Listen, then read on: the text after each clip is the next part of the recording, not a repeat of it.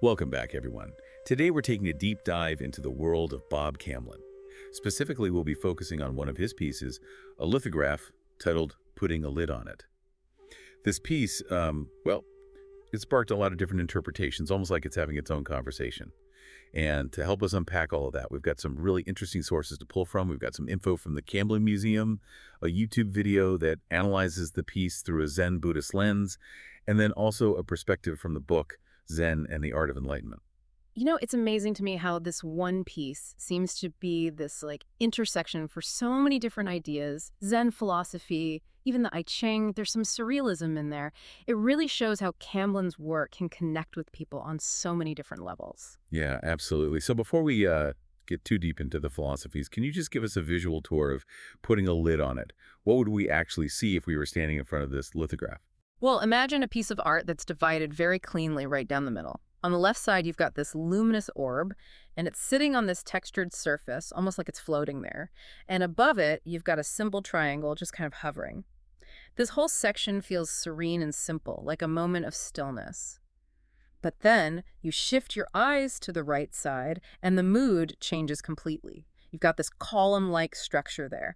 Some have said it looks like a canning jar. And on top of that, there's this abstract shape.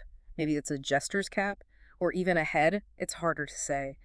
And it's all very intricate and textured, almost like it's in a state of transformation or even decay. You keep mentioning texture. What kind of texture are we talking about? Oh, that's important. The Camblin Museum actually has some notes about his process, and he describes his work as a collection of fragments, dot random, and found images constantly altered by water, opaque white, and colored pigments. So if you were standing there in front of putting a lid on it, you'd probably feel like you're looking at layers and layers of stuff hidden beneath the surface. Exactly, like you could almost peel back time with your eyes. I'm also curious about where the text comes into all of this. I mean, the actual putting a lid on it part. Right, yeah. That's a great question. And that's actually a big part of what makes this piece so fascinating. The text itself almost seems to melt into that textured surface around the orb. It really makes you think about what Camblin meant by those words. What exactly is it that he's saying we should put a lid on? Our emotions, creativity. It's open to interpretation. Yeah.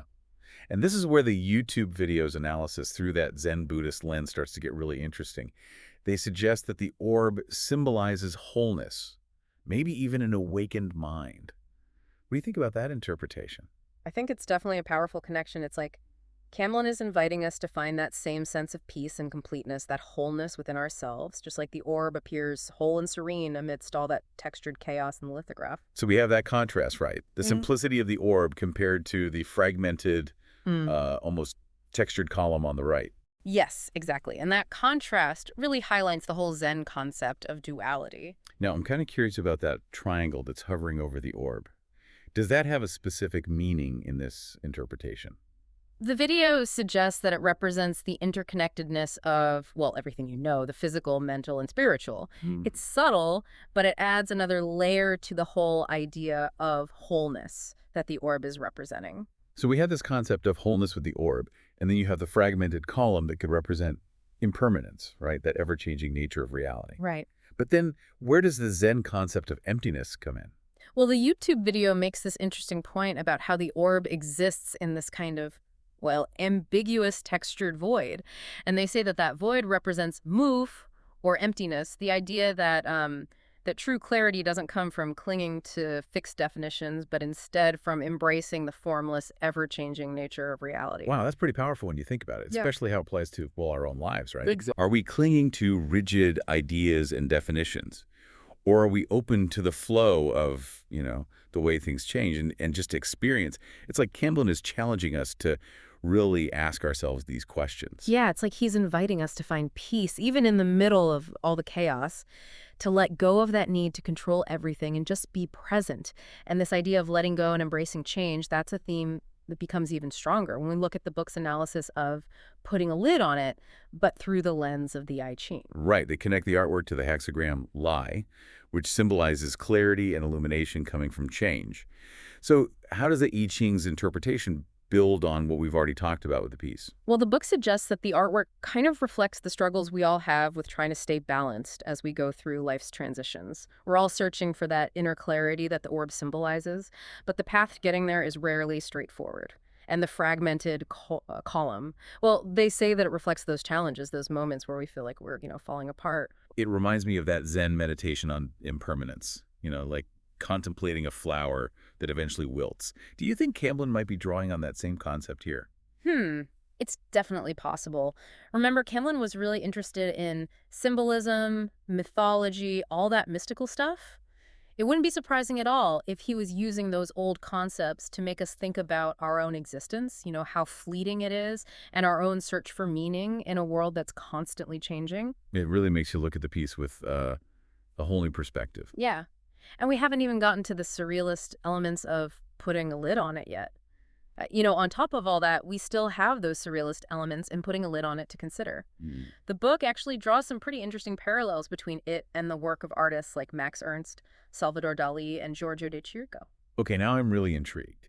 How does surrealism even fit into this already super complex mix of interpretations? Like, what are the things in the artwork that point to those surrealist influences? Well, think back to that dreamlike quality we talked about earlier. The way those textures create this almost otherworldly feel that's very much aligned with how the surrealists explored the unconscious mind. Yeah. They use those symbolic objects and that dreamy kind of imagery to evoke emotions rather than representing, actual reality. And since we know that Camblin was so interested in creating art that had hidden meanings and secrets in it, that's a direct quote. By the way, do you think these surrealist elements could be part of what makes this piece so mysterious and intriguing? Oh, absolutely. I mean, think about those seemingly random shapes and textures we've been discussing. They might be way more deliberate than they appear. Each one could be packed with symbolic meaning, just waiting for someone to come along and, decode it. And here's where things get even more interesting. The book actually mentions that Camlin's artwork would often reveal hidden images over time, sometimes decades later. Wait, hold on. Hidden images that just show up over time. How is that even possible? Was he planning some kind of delayed reveal or something? It's hard to know for sure without asking Camblin himself, but it could be a result of how he layered those textures and colors, or maybe even how the materials themselves aged. Can you imagine owning this piece and then all of a sudden, after years of looking at it, a whole new image just kind of emerges? Mm. It'd be like the artwork itself was evolving, revealing new depths and secrets over time. Wow, that is so cool. It makes you wonder if those hidden images were intentional all along, or if Camblin just created this framework for those, unexpected surprises to show up. Either way, it definitely adds another layer to his work. And speaking of layers, I think it's worth taking a minute to talk about Camblin's own journey as an artist. The museum website mentions that his style and subject matter really shifted over the years. Right, yeah. It's definitely important to remember that context. So his early work was really focused on social protest, and he tended to use bold lines and flat colors in those pieces. But then he made this big shift toward exploring symbolism, mythology, all that mystical stuff. It's like he was on this constant search for new ways to, express how complex the human experience is, always pushing the boundaries of his artistic language. And the museum website even quotes him saying that he wanted to take arts, and I'm quoting here, subjective, symbolic, and decorative functions and turn them into the mystical, which honestly sounds like something straight out of a Zen text. It totally does, right? Yeah. And putting a lid on it could honestly be seen as a culmination of that whole approach. You've got that mystical orb, the symbolism of the triangle, the decorative textures. They're all working together to create this piece that's visually striking, but also intellectually stimulating. So for our listener who might be seeing putting a lid on it for the very first time, what are the key takeaways you'd want them to walk away with? What should they be keeping in mind as they, engage with this piece? Well, I think the most important thing to remember is that Camblin really wanted his art to evoke those subjective states of mind. There's no one right way to interpret putting a lid on it. So let yourself be drawn into the imagery, the textures, those colors. What thoughts and feelings come up for you when you look at it? What connects with your own experiences and perceptions? I love that. It's like he's giving each viewer permission to have their own, unique experience with the artwork. Exactly. And don't be afraid to like really dive into all those layers of meaning we've been talking about. Think about those Zen concepts of wholeness and emptiness.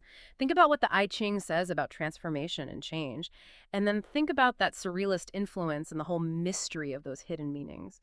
How do all of those things resonate with you when you look at the piece? It's like you almost need to meditate on the piece to really soak up all those different perspectives and let them like unfold in your own mind. Yeah, that's a beautiful way to put it. And lastly, don't forget that Camblin was a master of symbolism and those hidden meanings. Pay close attention to the details, those shapes, those textures, even that title, putting a lid on it. What are they trying to tell you? What secrets might be hiding there in the artwork, just waiting to be discovered?